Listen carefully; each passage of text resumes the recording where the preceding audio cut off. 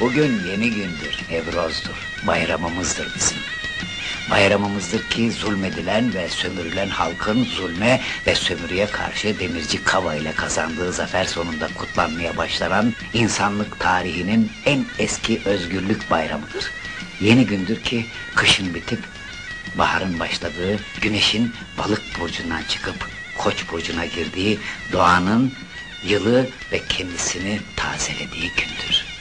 İşte bunun içindir ki güneş Mart'ın 21'ine döndüğünde evlerden çıkar, tabiatın kucağına atarız kendimizi. Özellikle bekarlar ve bakireler, sevenler, sevilenler amaç odur ki birbirlerini görsün, seçsinler kendi dengini.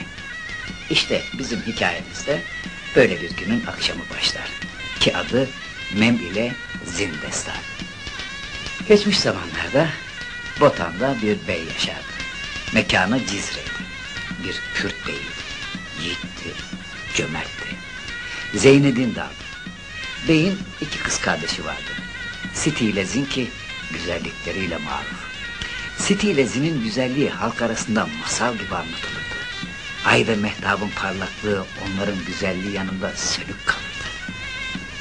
Onların güzelliğinin aşığı o kadar çoktu ki görerek tanıyarak değil, rivayetle ve duyarak, fakat hepsi birbirinin sırrından haberdar.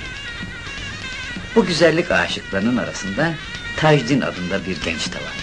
Soyu ve asaleti belli. Babası kılıç ustası cengaver İskender'di. İki kardeşi vardı. Adları gibi Arif ve Çeko. Fakat Tajdin bir genci kendine kardeş yapmıştı. O Tajdin'in sevinç ve gam ortağıydı ki adı da Mem. Bir katibin oğlu.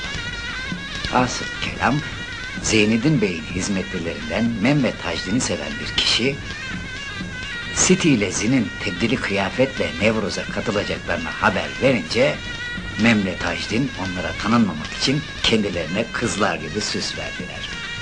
Yeni gün döndüğünde o değişik kıyafetli iki genç Nevroz şenliklerinde dolaştıkları zaman birden onlara acayip bir şey göründü.